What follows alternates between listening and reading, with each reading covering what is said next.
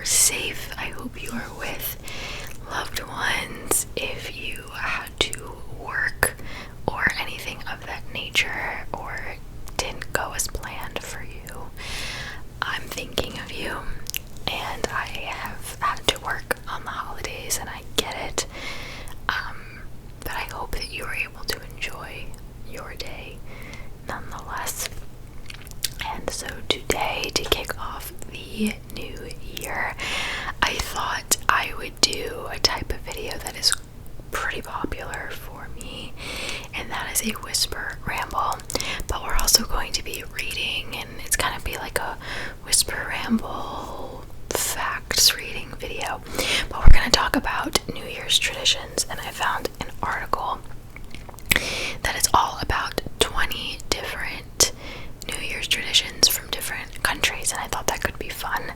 There are so many people here subscribed to my channel that are from different countries, and so if we read about your country, I would love for you to comment down below. Tell me if it's accurate, tell me if you do something else, and regardless of whether your country is here or not, just let me know what you do, because I'm curious. As of today, it is Wednesday, the 28th of December, and I still don't know what I'm doing for New Year's, but obviously this video will be coming out after, so I hope I do something fun. I'm sure it'll be fun. But okay, so I have the article here with me, and let's just get started, shall we? Alrighty, so the very first country we're going to talk about is Spain. And it says in Spain, people eat grapes for good luck. So let's read a little bit about it. In Spain, locals will eat exactly 12 grapes at the stroke of midnight to honor a tradition that started in the late 19th century. Back in the 1800s, vine growers in the Alicante, I don't know how to pronounce that, but probably something like that.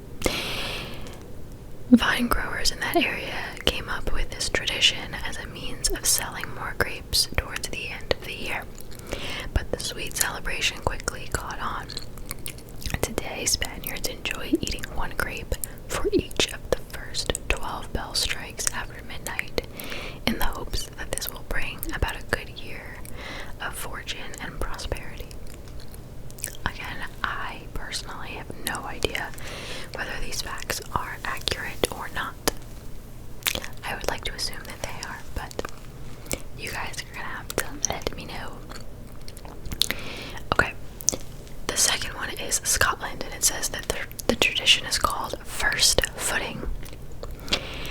In Scotland, the day before January 1st is so important that there's even an official name for it. Hogmanay. Something like that. On this day, the Scottish observe many traditions, but easily one of their most famous is first footing. According to Scottish beliefs, the first person who crosses through the threshold of your house after midnight on New Year's Day should be a dark-haired male if you wish to have good luck in the coming year. It's very specific.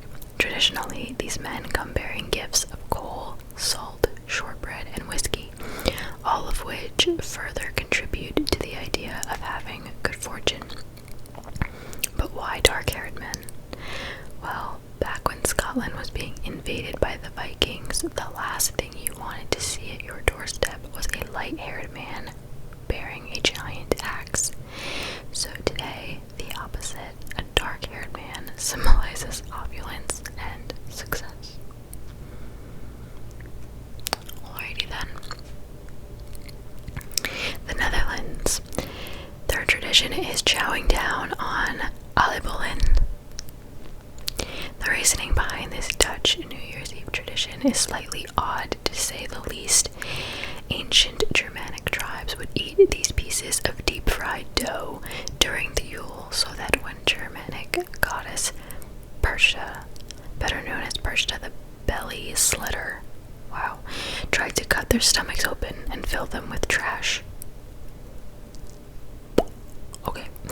fat from the dough would cause her sword to slide right off.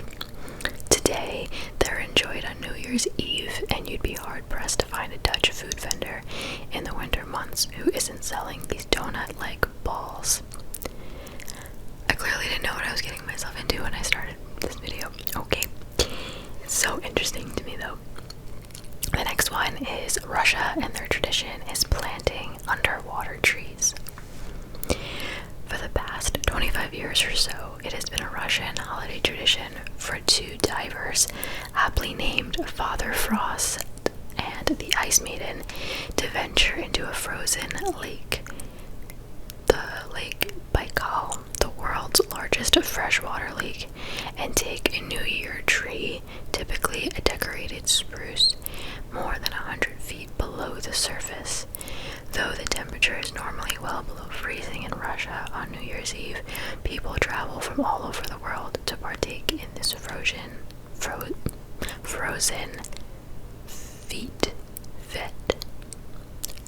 tradition, I'm assuming. That's interesting. Never heard of that. I've never heard of any of these so far. Okay, Brazil. Their tradition is throwing flowers into the ocean. If you happen to be in Brazil for New Year's Eve, don't be surprised to find the oceans littered with white flowers and candles. In the South American country, it is commonplace for citizens to take to the shores on New Year's Eve in order to make offerings to Iemoja, a major water deity who is said to control the seas, to elicit her blessings for the years to come. The next one is interesting, and you would think maybe I would know this one, but Italy, their tradition is wearing red underwear. Italians have a tradition of wearing red underwear to ring in the new year. In Italian culture, the color red is associated with fertility, and so people wear it under their clothes in the hopes that it will help them conceive in the coming year. Okay, so that's a specific kind of tradition. I have to ask my family about that. See if they know anything about that. Okay, in Greece, they hang onions. No, this New Year's Eve tradition has nothing to do with vampires. Rather, the Greeks believed that onions are a symbol of rebirth, and so they hang the pungent vegetable on their doors in order to promote growth throughout the new year. Greek culture has long associated this food with the idea of development, seeing as all the odorous onion ever seemingly wants is to plant its roots and keep growing. That makes sense. Okay. In 8, Chile. They like to chill in cemeteries as their tradition. In Chile, New Year's Eve masses are held not at church, but in cemeteries. This change of scenery allows for people to sit with their deceased family members and include them in New Year's Eve festivities. Wow, that's cool.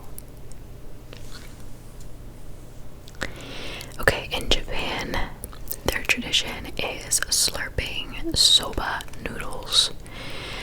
In Japanese culture, it is customary to welcome the new year with a bowl of soba noodles in a ritual known as toshikoshi soba, or year-crossing noodles.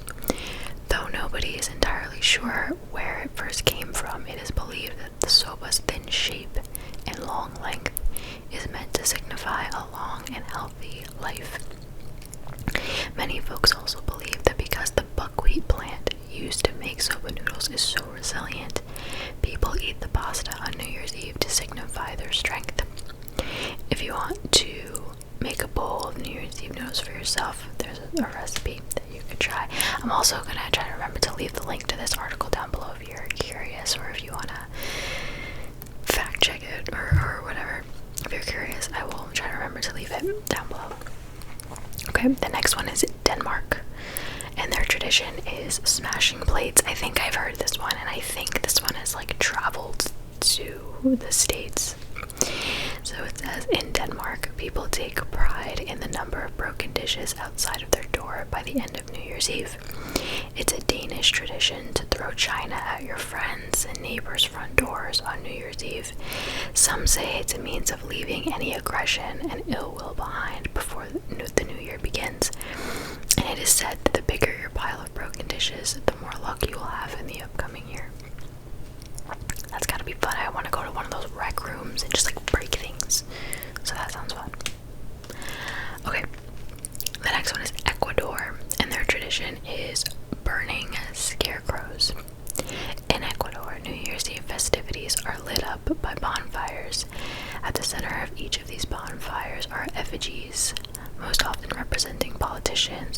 pop culture icons and other figures from the year prior. These burnings of the Año Viejo, or Old Year as they're called, are held at the end of every year to cleanse the world of all the bad from the past 12 months and make room for the good to come. The next country is Greece, and it says their tradition is pummeling pomegranates.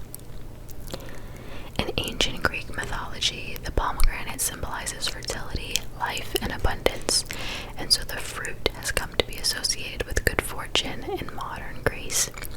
Just after midnight on New Year's Eve, it is customary for Greeks to smash a pomegranate against the door of their house, and it is said that the number of pomegranate seeds that end up scattered is directly correlated with the amount of good luck to come. These are so interesting to me. Okay, Germany. It says their tradition is pouring lead. In Germany, all of the New Year's Eve festivities center around a rather unique activity known as lead pouring. It says it in German, but I'm not even gonna try. Using the flames from a candle, each person melts a small piece of lead or tin and pours it into a container of cold water. The shape that the lead or tin forms is said to reveal a person's fate for the upcoming year, not unlike tasseography. I'm not sure what that is, but that's cool.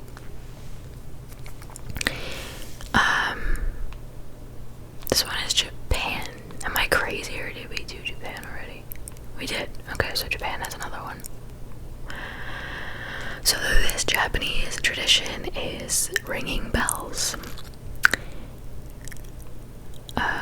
Okay, 108. That's how many times Buddhist temples in Japan ring their bells on New Year's Eve. 107 times on New Year's Eve, and once when the clock strikes midnight. This tradition is meant to both dispel the 108 evil desires in each and every person and cleanse the previous year of past sins. Interesting, and they have a picture of a bell, and it's like huge. So I bet it's loud. Okay, so there's another Russian one. This one says the tradition is drinking ashes. Before you get grossed out, rest assured that Russians are not consuming human ashes or anything of the sort.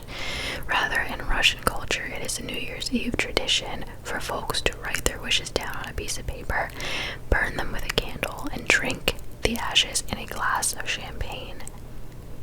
I wonder how that tastes. You guys gotta tell me if these are true or if you've heard of any of these. I feel like some of these maybe are not practiced by anyone. I'm sorry, not practiced by everyone, or are like kind of outdated, but it's still interesting. But then again, what do I know? Okay, the next one is the Czech Republic, and it says the tradition is cutting apples. The Czech prefer to predict their future fortunes on New Year's Eve with the assistance of an apple. The night before the new year begins, the fruit is cut in half, and the shape of the apple's core is said to determine the fate of everyone surrounding it.